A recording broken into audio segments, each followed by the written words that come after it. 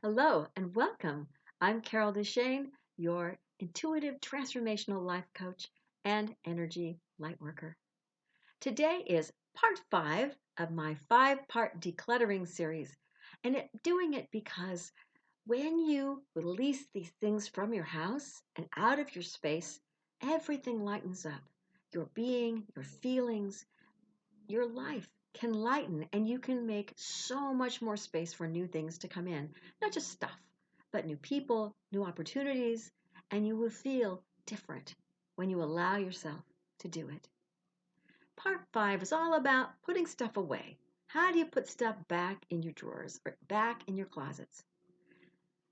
Let me tell you that you need a plan because when you look at, and this is why sometimes people hire people to help them declutter because they can go through and get rid of stuff, but they don't know how to put it away so that they can find things or that it looks organized and efficient, and they usually want it that way, right? Now, one thing I haven't mentioned so far, and I will say this, if you are really bad at decluttering and you wander around and get distracted, set aside a specific amount of time. Set a timer on your phone if you have to, so that you have 30 or 60 minutes to do it if that's all you want to do. And promise yourself you won't get up and wander off to do something because you say, oh, this actually goes in another room.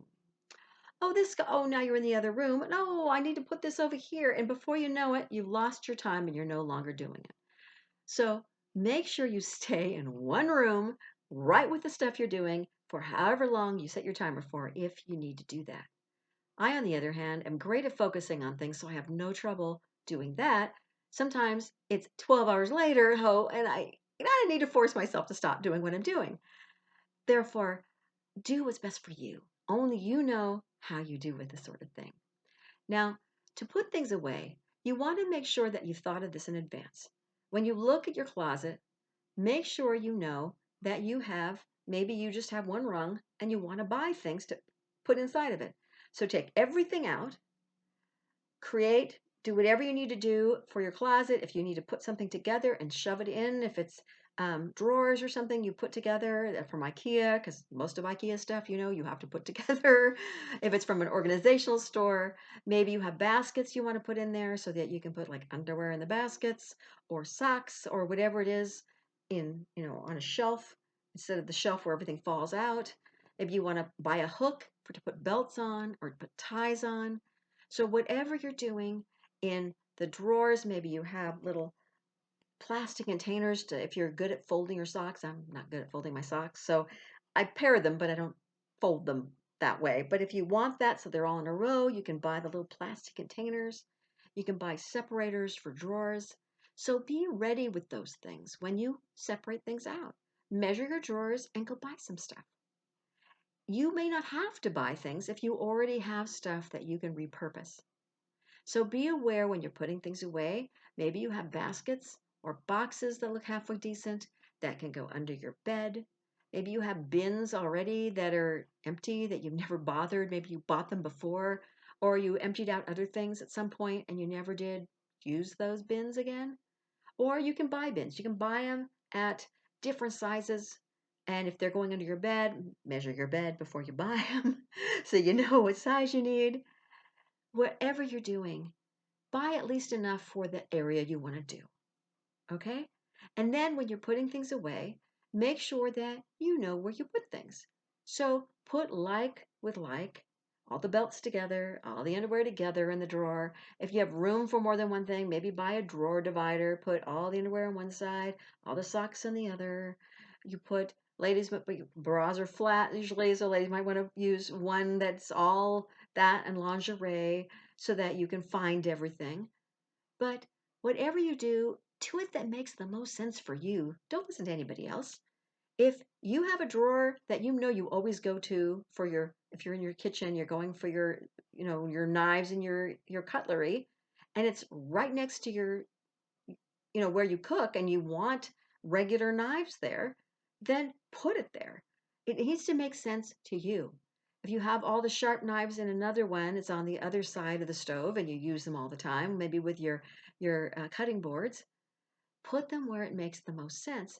but attempt to at least have them so that they're organized and you can find them. Something I do, which is a little strange, I know, is I use paper towels between so I can stack my pots. Because I have a big wok, I have a next size wok, and I have a big fat pan, and all three of them always stay together. So because I don't want them scraped up, and because one of them requires that I always re-grease it before I put it away, I want to put either wax, you can put in wax paper if it's cold, and usually it is, and dark, or you can put in some kind of paper towel so they don't scrape on each other. And it's really not a mess, and you can stack them easier that way. However, get used to doing it. And I also bought because my pot lids are such a disaster, all the small ones I have in a little rack that's like this. And it's under my stove because I want to be able to pull open the drawer under the stove, which is usually good for almost nothing, and have my pot lids right there. And the bigger ones are flat on the left side.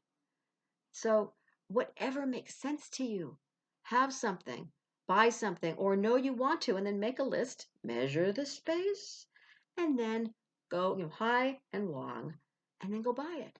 I know one thing I want to get, and I haven't yet, is something for cans so that it rolls to the back. Because Lord knows I never know how old something is because I always mean to put it in the back and work its way forward.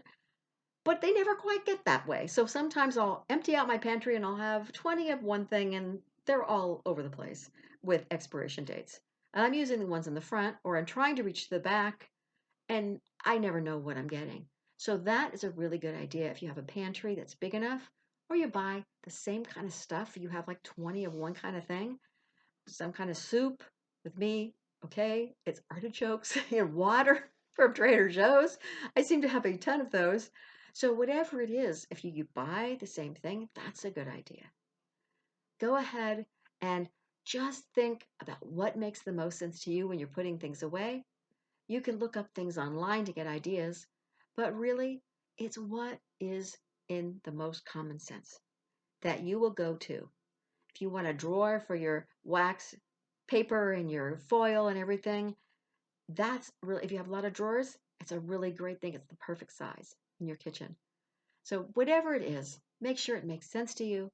Make sure you either find things you can use around the house for organizing things that you already have, or you can buy things very inexpensively at Walmart or Kmart, or splurge and go to IKEA and take the time to put things together if you need to for something that you need more heavy duty, like for a closet.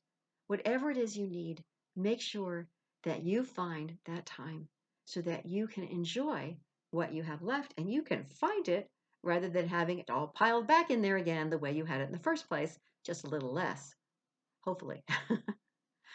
Thank you for joining me here today. This was part 5 of decluttering.